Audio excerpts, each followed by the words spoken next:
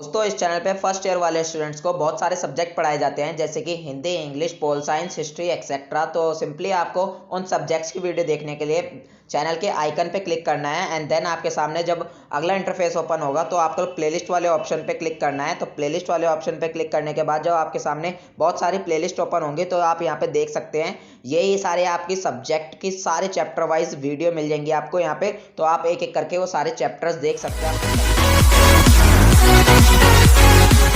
Welcome to Srivastava classes. तो आज के इस वीडियो के अंदर हम अपने सब्जेक्ट इंग्लिश AECC जो हमारा कम्युनिकेशन बुक है इसके unit second language of communication का पार्ट 5 करने वाले। ओके, तो ऑलरेडी हम फ्रेंड्स हमारे यूनिट सेकंड के 4 पार्ट्स अपलोड कर चुके हैं जिनका लिंक आपको डिस्क्रिप्शन बॉक्स में मिल जाएगा। ओके फ्रेंड्स, हमारे चैनल पर ग्रेजुएशन के और भी सब्जेक्ट्स पढ़ाए जाते हैं जिनके वीडियोस के लिंक भी आपको डिस्क्रिप्शन बॉक्स में मिल जाएंगे। चलिए स्टार्ट करते हैं अपना पार्ट 5। एंड फ्रेंड्स ये जो हमारी यूनिट सेकंड है आज ये इस पार्ट के अंदर कंप्लीट हो जाएगी। ठीक है, तो फर्स्ट टॉपिक है हमारा 7 C's ऑफ इफेक्टिव कम्युनिकेशन। ठीक है, इसमें हमें 7 C's पढ़ने हैं किसके? इफेक्टिव कम्युनिकेशन के। इफेक्टिव कम्युनिकेशन का मतलब प्रभावी बातचीत। प्रभावी बातचीत मतलब यानी कि जब हम किसी दूसरे को अपनी कोई बात समझाना चाहते हैं तो वो उसको पूरी तरीके से समझ आ जाए, जैसे कि हम उसे समझाना चाहते हैं, तो वो जो हमारी बातचीत होगी उसे हम प्रभावी कहेंगे। ठीक है, फर्स्ट पॉइंट है हमारा, it is thought that for effective communication there is a need to follow certain norms या फिर rules which are known as 7 C's of effective communication. तो क्या है कि ये सोचा जाता है कि जो इफेक्टिव कम्युनिकेशन होता है उसको करने के लिए यानी कि प्रभावी बातचीत के लिए हमें कुछ रूल्स को फॉलो करना होता है या फिर कुछ नॉर्म्स यानी कि कुछ मानदंड या फिर कुछ ऐसे नियम होते हैं जिन्हें हमें फॉलो करना चाहिए। ठीक है, विच आर नोन एज, जिन्हें कि जाना जाता है 7 C's ऑफ इफेक्टिव कम्युनिकेशन के तौर पर। ओके फ्रेंड्स, यानी कि अगर किसी को इफेक्टिव कम्युनिकेशन करनी है तो उसको कुछ ऐसे रूल्स होते हैं, ऐसे नॉर्म्स होते हैं जिनको फॉलो करना चाहिए और जिन्हें हम क्या कहते हैं? 7 C's ऑफ इफेक्टिव कम्युनिकेशन कहते हैं। नेक्स्ट पॉइंट है हमारा दीज नॉर्म्स। नॉर्म्स का मतलब होता है फ्रेंड्स मानदंड या फिर रूल्स भी कह सकते हैं। ठीक है, तो ये जो नॉर्म्स होते हैं apply both in written as well as oral communication.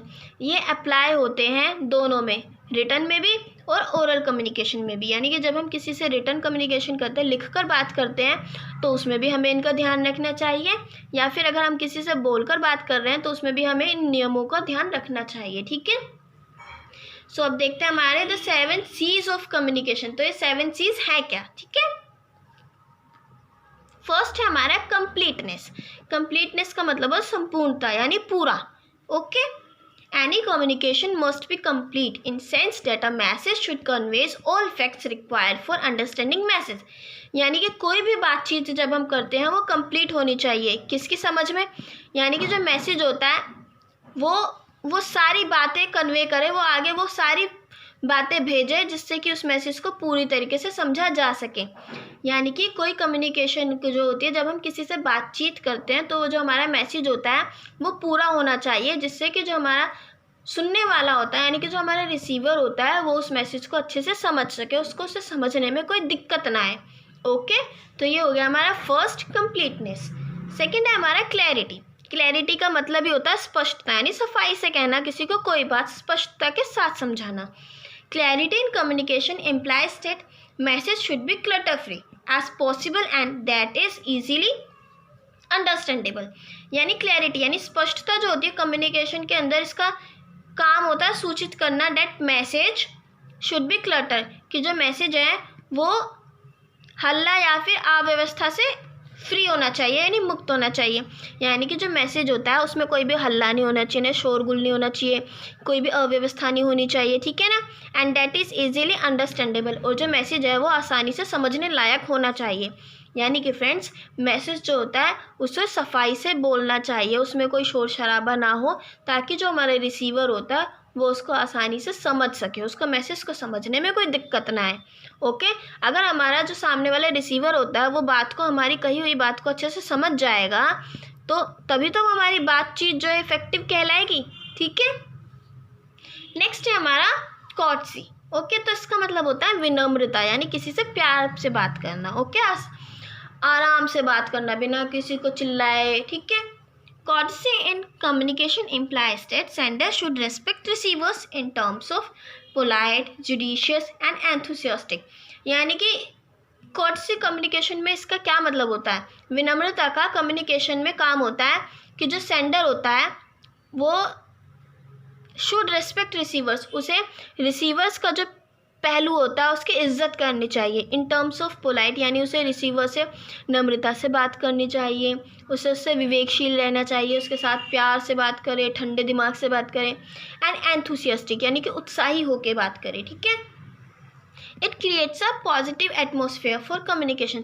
तो ये जो उसकी सारी चीज़ें होती हैं, यानी कि जो बात करने वाला हमारा सेंडर होता है, अगर वो नम्रता से बात करेगा, जुडिशियस एंड एंथुसियास्टिक उत्साही होकर बात करेगा, तो ये क्या होगा, ये एक ऐसा एटमोसफेयर, ये एक पॉजिटिव एटमोसफेयर बना देगा कम्युनिकेशन के लिए, बातचीत के लिए, ठीक है। And leads to effective communication, और जिससे कि क्या होगा, हमारी जो कम्युनिकेशन होगी वो इफेक्टिव हो जाएगी, ओके। यानी कि सेंडर को हमेशा अपने रिसीवर्स की इस रेस्पेक्ट करके बात करनी चाहिए, यानी इज्जत से बात करनी चाहिए हमेशा अपने रिसीवर से, उससे नम्रता से, विवेकशीलता से, यानी दिमाग को ठंडा रख के और उत्साही तरीके से बात करनी चाहिए, ताकि जो हमारा रिसीवर है वो हमारी बात को सुनता हुआ बोर भी ना हो और उसको बात समझ भी आ जाए और एक बहुत पॉजिटिव एटमोसफेयर बना रहे, okay.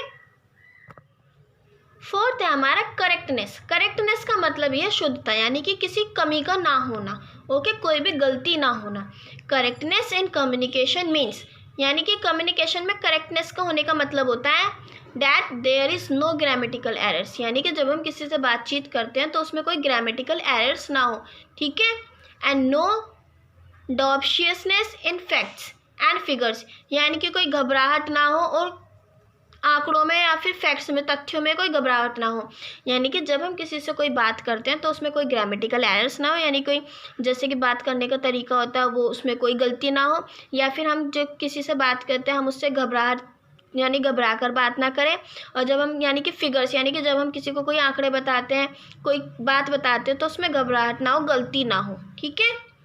Correctness in communication builds up trust between sender and receiver, यानी कि जब हम किसी को सही बात बताते हैं, बिल्कुल सच्ची बात बताते हैं, तो उससे क्या होता है, जो सेंडर और जो रिसीवर होता है उनके बीच में ट्रस्ट बनता है, यानी कि विश्वास पैदा होता है, ओके फ्रेंड्स।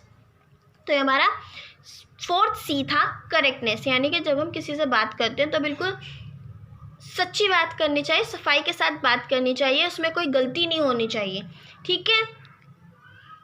तो फिफ्थ देखते हैं हमारा कंसाइजनेस। कंसाइजनेस का मतलब होता है संक्षिप्त, यानी कि जो भी मैसेज हम दे रहे हैं उसको पूरा बहुत बड़ा ना करके उसको छोटे में समझा देना, ठीक है, तो उसका मतलब होता है conciseness.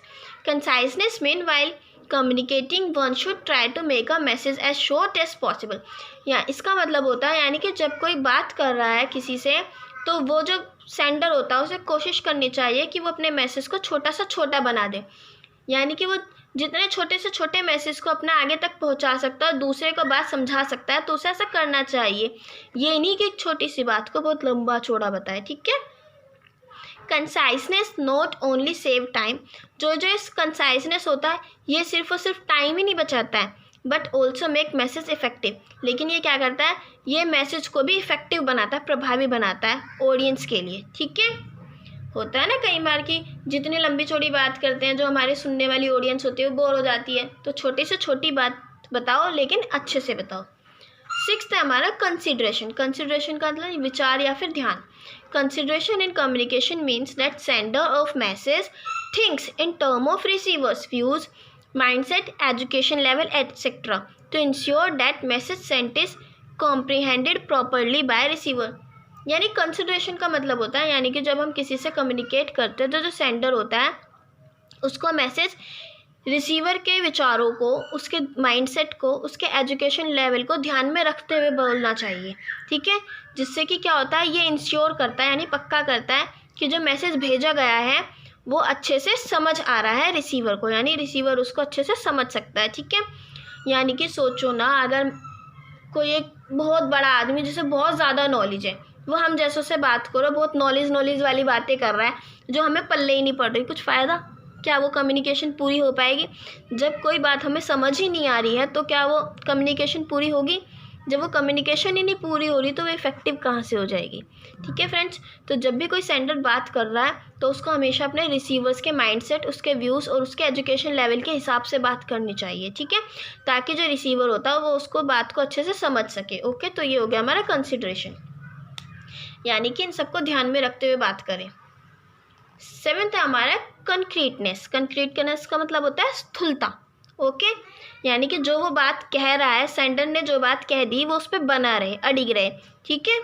Concreteness in communication means being particular and clear rather than fuzzy. Concreteness strengthens the confidence. It makes communication effective and trustworthy.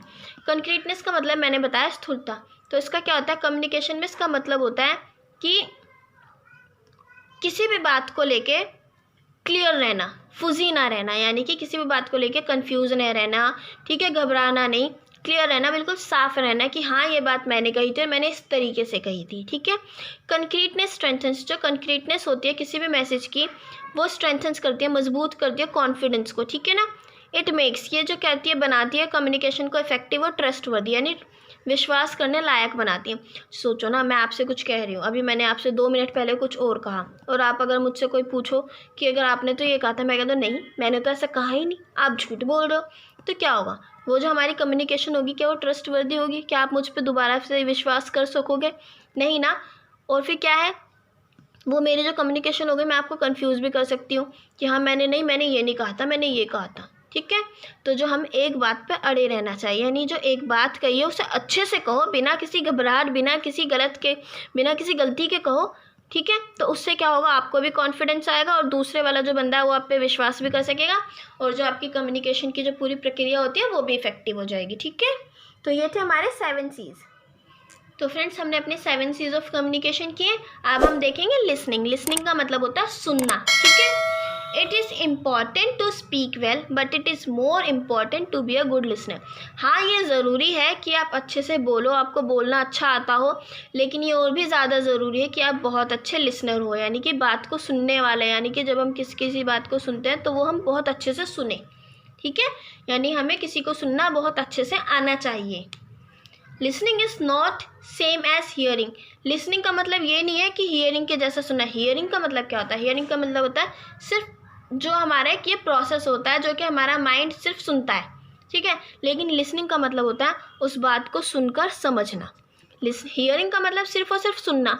Listening का मतलब उस बात को सुनना, उसको समझना और प्रतिक्रिया करना। ओके। तो it is important to listen carefully as it is the first step towards being a better communicator. तो ये बहुत ज़्यादा ज़रूरी है कि आप किसी को भी बहुत ध्यान से सुनो, listen carefully as it is the first step, क्योंकि ये पहला स्टेप होता है towards being a better communicator. यानी कि जब आप एक बेटर कम्युनिकेटर बनना चाहते हो, अच्छा बातचीत करने वाला बनना चाहते हो, तो आपका पहला स्टेप है कि आप दूसरों को बहुत ध्यान से सुने। ठीक है। There are many kinds of listening. तो यहाँ पे बहुत अलग अलग टाइप्स हैं हमारे लिसनिंग के। ठीक है।